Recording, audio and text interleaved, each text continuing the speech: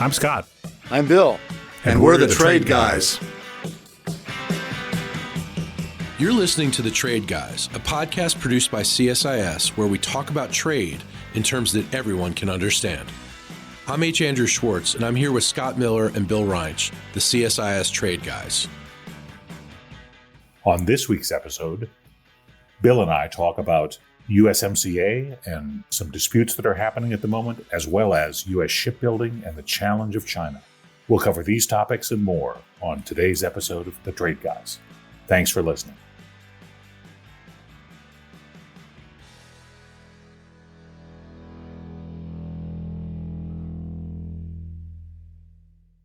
Hi, Trade Guys. Good to be back.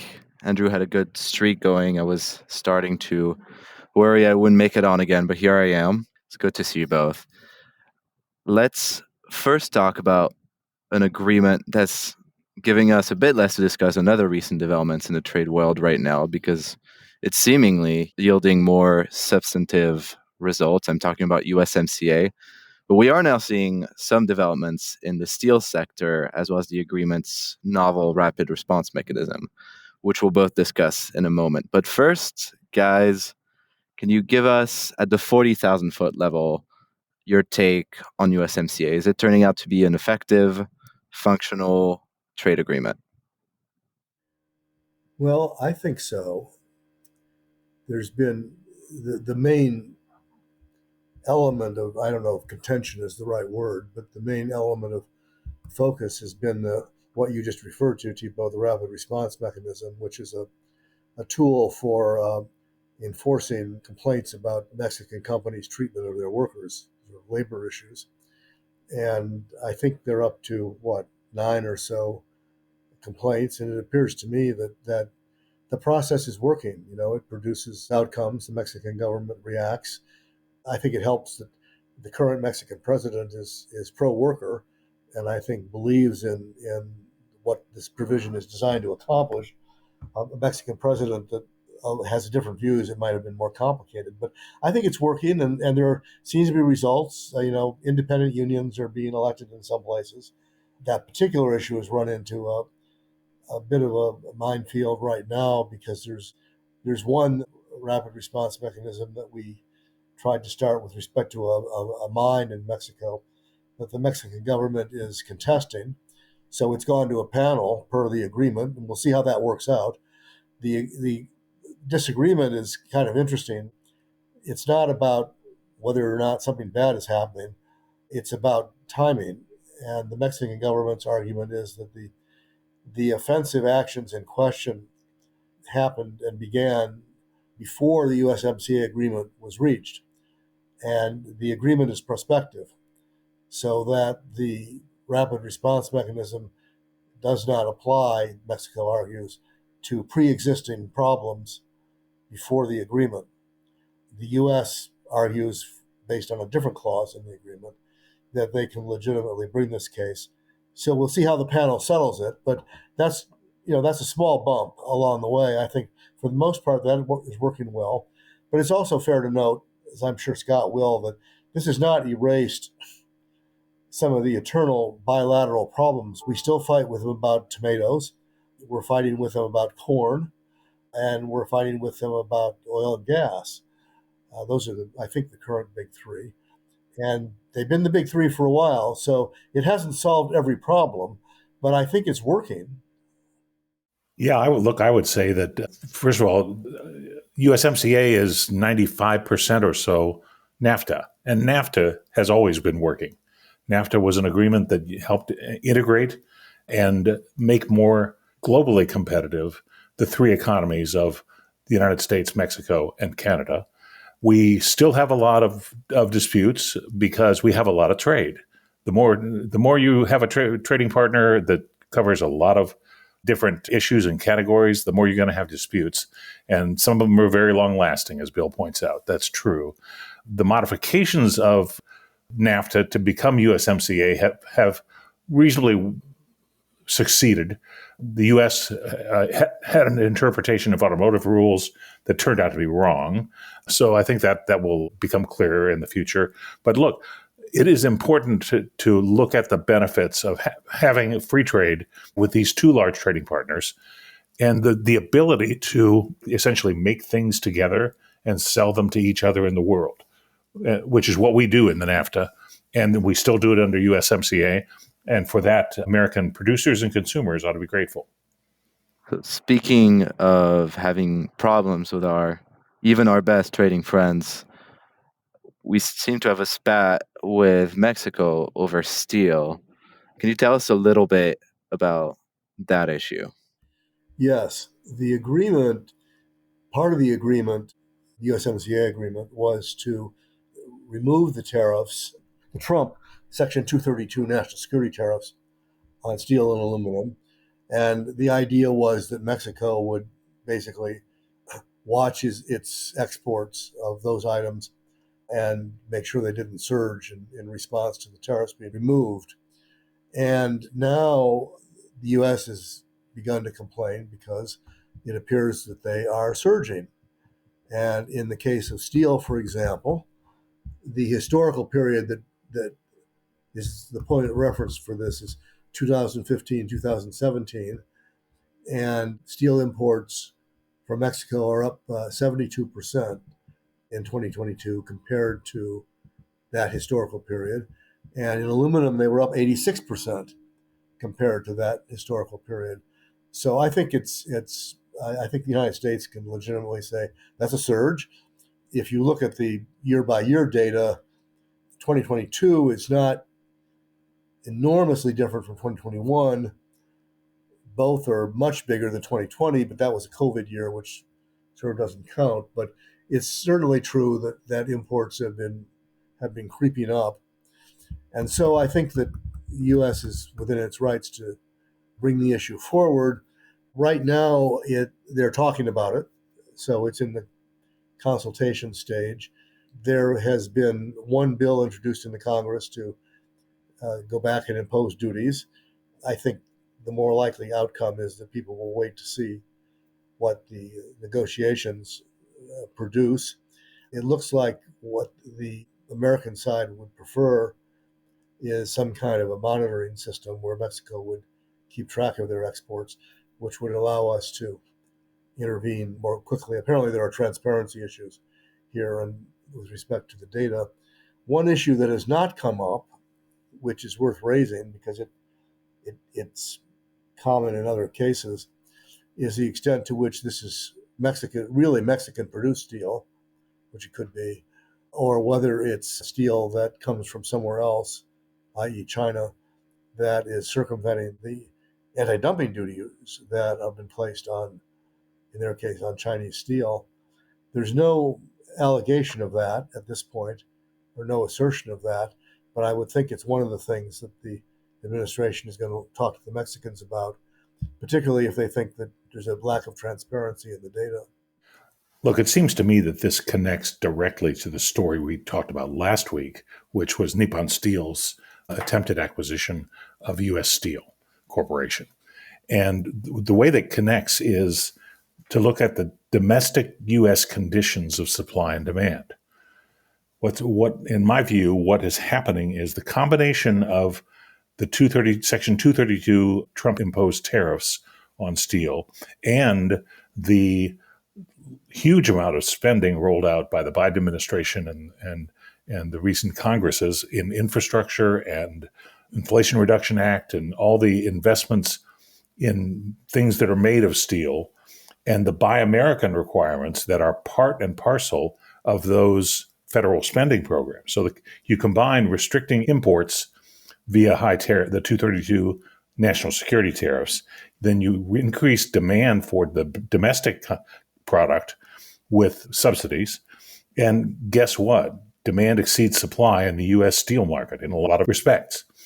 So what do you expect from that? Well, first, steel prices go up and steel companies become more valuable. And so you get interest from a company like Nippon Steel, who'd like to buy some U.S. productive capacity to be able to compete for that Buy America restricted business. You also get a situation where our free trade partners like Mexico that are less hampered by 232 tariffs see that increased demand and respond to it. So I think this is worth a much broader look at what's happened to the steel market. And there are a few people in America who produce steel. There are a lot of people who use it, including the government in its infrastructure projects. And what's the best deal here for both steel buyers and sellers and the investments that the government's making in the space? I prefer letting the markets work. We've got the market constrained in ways that are driving the steel price up. So I'm not surprised to see the stories, but I think it deserves a little broader look. So Bill has already mentioned the rapid response mechanism. That's the other feature of USMCA that we're discussing today. Scott, I imagine you also have a take on this. Do you feel like the mechanism has been an overall success for USMCA, especially in light of the recent panel hearing we're talking about? Well, I know what it did politically, and it basically helped move the labor movement from no on NAFTA to yes on USMCA. So I respect the political calculation involved. I've always been a little bit suspicious of reversing the rules of due process. This one feels like guilty till proven innocent. Be that as it may, governments seem to be making it work effectively. The mining case that has come up with respect to the rapid response mechanism is a complicated one because it's been going on for so long. In fact, if there were any sort of Western style statute of limitations here, I'm not sure the case would be before us. It's one of those things that it has such a long history and lots of ins and outs that I'm not sure what to make of it based on the facts. But I understand why the mechanism's there and its political value. I understand that governments are trying to make it work. But as my lawyer friends always say, hard cases make bad law. And this seems to me to be a hard case. If I could go back a step, there's an alternate explanation for the demand-supply equation that Scott drew out, which is that it's not a demand problem, it's an excess supply problem because of global overcapacity. And the steel is being dumped here because there's too much of it in Mexico. Oh, I didn't think there was a dumping accusation there was a surge. Well, not yet. Wait and see. But there's not a dumping and there's not an injury accusation with respect to Mexican steel. Well, I think the view is that the best way to solve the problem is to get the administration to do it within the context of the agreement. If you wanted to complain that it was being dumped, I don't know if it is, but if you wanted to allege that, that would be, first of all, a more expensive undertaking and then a much longer one before you get any relief, even if you were going to win. But I'm suggesting an alternate demand supply equation. The overcapacity and overproduction has been the history of the steel industry for years. And I'm glad they're building more stuff that'll maybe soak up some of the demand, but I'm inclined to think that excess supply is part of the problem as well. Guys, this talk of allegations of potential unfair economic practices is a good segue into our second topic of the day, which is the United Steelworkers urging the Biden administration to look into potential unfair practices by China, specifically in the shipbuilding and maritime logistics sectors. So, guys, tell us a little more about the United Steelworkers petition. What does it claim about Chinese shipbuilders? What policy changes is it calling for? Well, that on top line basis, it notes the ridiculously small share of the maritime fleet that goes into service at any point in time that is produced in American shipyards. And in this case, believe it or not, I'm fully in agreement with the union. And I think the U.S. commercial maritime shipping industry is in real crisis and deserves the close scrutiny it's getting. It's really in perilous shape. If you look at the ships that are built in the United States, they're not the major container ships and large seagoing vessels. It's principally barges and tugboats for use on river routes. And much of that fleet is aging badly. So I'm actually happy that official Washington is waking up to the perilous state of the U.S. merchant fleet. However, I have a hard time blaming all this on China because the story of merchant shipbuilding in the United States is declining competitiveness for about 100 years. The things we make in shipyards are more expensive and less flexible and less acceptable to a global market than almost any other shipbuilding nation. Koreans built most of the ships a couple of decades ago. They still have a very large share of shipbuilding operations. And the Chinese build a lot now, just like they build a lot of cars and a lot of other kinds of machines. So the U.S. has been uncompetitive for a long time.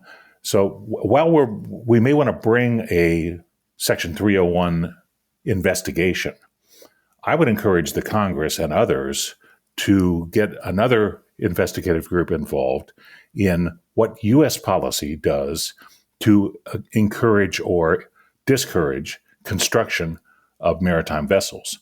I would contend that a lot of the problems with shipbuilding originate in the Merchant Marine Act of 1920, known as the Jones Act, which has regrettably, I think it was well legislated at the time. Many hearings, lots of fact-finding, but at a very different time in both American history and transport history. And regrettably, it was never forced to be reauthorized under any period of time. And so now you have a 100-year-old act that still sets the rules for U.S. vessels and crews, and that sets it in a way that we have become too expensive, uncompetitive in international markets, and has a lot of other costs through the economy. But look, merchant shipping's in trouble, but I don't blame the Chinese at all. In fact, we ought to probably get our own house in order first, or maybe simultaneously. Guys, whenever we discuss economics and China, we inevitably have to say the administration's two favorite trade policy words right now: national security. Are there security risks associated with a decrease in shipbuilding? Well, the odd part is the whole purpose of the Merchant Marine Act of 1920 was national security. This act was created to build a U.S. maritime industry after World War I, and it probably worked for a while. But I do think there's a national security dimension to this. I just think that U.S. policy, U.S. law and regulation doesn't do a very good job of fulfilling what our today's national security requirements are. Bill, do you have anything to add? I mean, Scott summarized it very well. I think this has a long history, and I think the most important point Scott made is this really predates China. I mean, China has clearly captured roughly half of the global shipbuilding industry at this point, but we were really done in by the Koreans before that, and we've been on a decline for a long time, not so much on the military side, but on the civilian side. And I also think that it's worth saying a little word about some of the remedies here, because I'm not quite sure what remedy would be appropriate. I mean, one of the things to think about in trade is, I suppose it's always fun to get revenge, but you really want to try to do something that will solve the problem that you've identified. And if the problem is that we don't have a viable shipbuilding industry anymore, then you want a remedy that will help restore that. And that means first you want to make a decision that it's worth restoring, which the government needs to make somewhere along the line. Second, the proposal that not the only one, but the proposal the steelworkers I mentioned in particular is, let's have a port fee on Chinese vessels that land at U.S. ports, and then let's use the money collected from the fee to help revitalize our shipyards. I mean, part of me says, if you really want to rebuild the domestic shipping industry, it's going to take money. So yes, we need money, and if it's a national priority, then the president should go to the Congress and see if they're willing to basically put their money where their mouth is and appropriate money to bring the industry back, which would mean subsidies, which means we'd be doing exactly what the Chinese and the Koreans have done. But we have to decide if it's worth it. I do think that a port fee would kind of miss the point, because what you're doing there is you're taxing the companies that own the ships. You're not going after the people that built the ships. You're not going after the people that have caused the problem. You're going after simply the people that are moving the cargo on the ships. And in the end, if you're going to tax the ship, it's going to end up being taxed, go back to the shippers, the people that are putting cargo onto the ships, which means that prices are going to go up here and it's going to be inflationary. I mean, it doesn't strike me as if you want to do something about the problem, it doesn't strike me as the right remedy. And I'm not quite sure what an appropriate trade remedy would be under the circumstances. I mean, 50 years ago, we could have done more at that point to salvage our industry and to try to level the playing field vis-a-vis the others. But at this point, when it's virtually gone, it's really too late without an enormous expenditure of money. Look, Bill, you're right that this would take money. I just want to point out that what we do now, because of the Jones Act, ain't cheap. Right? If you live in Hawaii or Alaska or Puerto Rico, the goods you buy from the lower 48 every single day are more expensive because of the Jones Act. So that money is being spent elsewhere in the economy. Not to mention what we go through to keep many programs that the U.S. government sponsors able to be moved on water with U.S. crews on U.S. vessels. Live in a building in North Carolina with about 29 condominium units. One of my neighbors is a very interesting guy who was spent his life in shipping, ran the Brooklyn Naval Yard for a time, and he invented the procedure to clean out an oil tanker to be able to use it as a grain delivery ship for Food for Peace. Now, first of all, that says the guy's a genius, which he is. I really love talking to the guy because he says such creative intellect. But what in the world are we doing cleaning out oil tankers to ship grain? And how's that a good use of taxpayer dollars? So there's two sides of this thing. And I think a serious assessment of what we do and don't get out of a 100-year-old law and the ways to modernize it over time that starts to bring it back to addressing national security issues. So I would just say, yeah, it's not going to be cheap, but it's not like we're spending nothing now. It's also a lesson in the politics of trade, I think. You know, the Jones Act has been around for 100 years, well, more than 100 years now, because there's a wide variety of people think that it's good to protect our domestic fleets. Yep. I mean, we're talking about the long-term consequences of that, but efforts to repeal it or to modify it over the years have gone nowhere, and I don't see anything on the horizon right now that's going to change that. Sad but true. You're right. Happy note to end on. Guys, this brings us to... You can count on the trade guys for light and happiness in our episodes, people. This has been kind of a down session. Yes, that's right. We'll rename the program the Grumpy Guys. And there haven't been no rants today, Scott. I don't know. I guess we decided to take a week off. Well, it was still gloomy, so I'll go ahead and forgive you guys.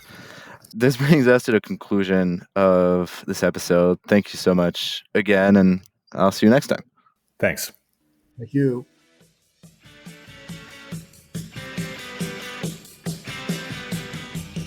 To our listeners, if you have a question for the Trade Guys, write us at tradeguys@csis.org. That's tradeguys@csis.org. We'll read some of your emails and have the Trade Guys react to it.